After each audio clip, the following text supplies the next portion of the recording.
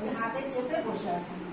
নিয়ে এসেছিল, এবার আমি দিলাম না বলে আবার ডাক করে চলে গেল। দাও আমাকে, দাও দাও, খেলনাটা দাও।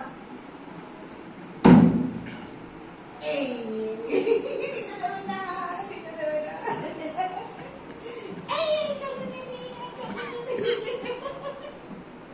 খেলনা নিতে দেবে না, তাহলে খেলবো কি করে? খেলনা নিতে না দিলে, তুমি যে খেলনা নিতে দিচ্ছ না, তাহলে আমি খেলবো কি করে?